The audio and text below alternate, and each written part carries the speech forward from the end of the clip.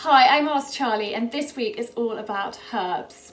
So I have pots in the house, but I also grow herbs in the garden, and I'm going to talk to you about what I have in the house, what I grow in the garden, and some tips. We are also going to be starting the Basil challenge. So I've got coriander in this pot. I've got some parsley here. Now this parsley needs a little bit of attention, so I'm going to show you how I do that. This is a Greek basil, so the leaves are much smaller than the larger basil. And this is a basil that I have had for quite a long time. I did a cookery demonstrations last week and we made pesto, so this was really attacked then. And I've got a few spare pots here, and these I bought yesterday. So this is a scented thyme, and I use quite a lot of thyme. I do grow it in the garden, and I also like to keep a pot in the kitchen. In the garden it tends to get quite woody, and this is softer and easier to use, and it depends sort of how I'm using it and the recipe, but I have a pot in and outside most of the time. And then I've also got a new basil, so I can show you exactly how to look after your basil ready for our basil challenge. So I thought I'd start off with a new one and talk you through it. So I'm going to come back to the basil in a minute. Coriander, let's talk about that first. So this I find grows really well in the pot. I also grow it outside as well. I've been doing a lot with coriander recently, so I have had a pot in the kitchen. It does need quite a lot of water. I fill the sink and I put all of the herbs in for them to have a good soak. But sometimes I need to water it from the top. You don't want to overwater. This does need a bit of watering, and you can tell because it starts to flop over. You can see it's flopping to one side. So that is a good sign that it needs a bit of a water. This parsley I've had for ages, and this is a new growth coming up here.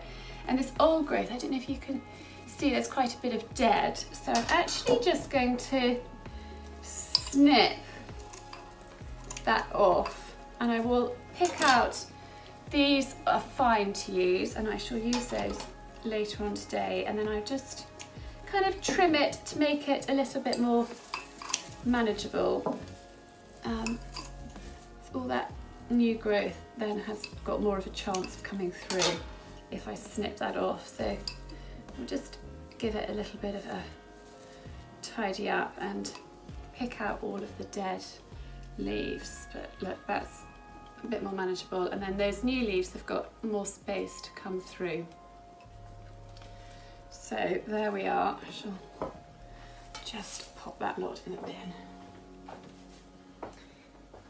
So we've then got this little Greek basil plant, which has done really, really well. I've had it for months and months and months.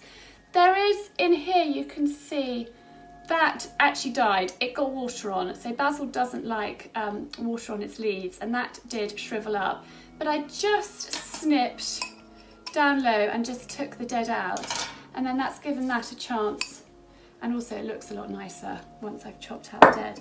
So you can keep herbs in pots going for absolutely ages. We've got those, and then this basil is literally, it's probably about 2 months old, this one.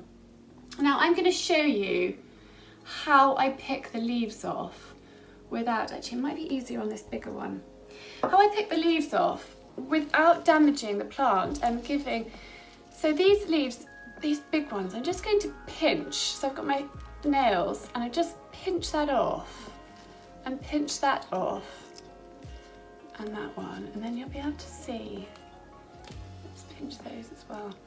Can you see here? There's the little leaves growing, and if you pinch just into the stem and don't damage those leaves, then it gives them a chance to grow through. And that's how you keep your basil plant going for a long time, just by pinching and not damaging those new leaves. Basil doesn't like being cut with scissors at all. It doesn't even like the leaves being, cut with a knife or scissors. Once you've picked them, I always shred them like that and never ever ever cut. And so when I go to use a plant, I would never cut off a stem. I would literally just pinch, pinch, pinch. And then when I water it, we just take it out of the pot. When I water it, I water the soil. I never get water onto the leaves because they then shrivel up. They don't like water. And so I always keep basil inside, either in the greenhouse or in the kitchen. I don't grow this in the garden. So who is with me with the basil challenge? Who wants to get a basil plant? And we will do regular updates. I shall do a hashtag, the basil challenge. And we can see how long we can keep our basil plants alive.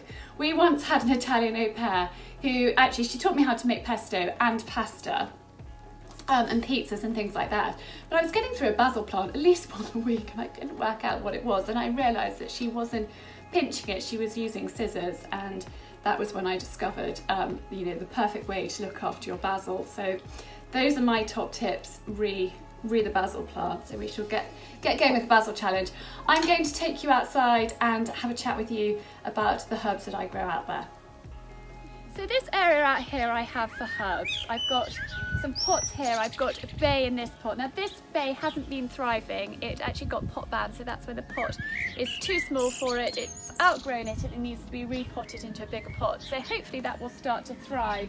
I use bay a lot in my cooking, casseroles, stews, lasagna, my bolognese sauce, all sorts of things like that. I pop in a few bay leaves and they really enhance the flavours. I've then got two different types of mint here. I've got a Moroccan mint and a spearmint.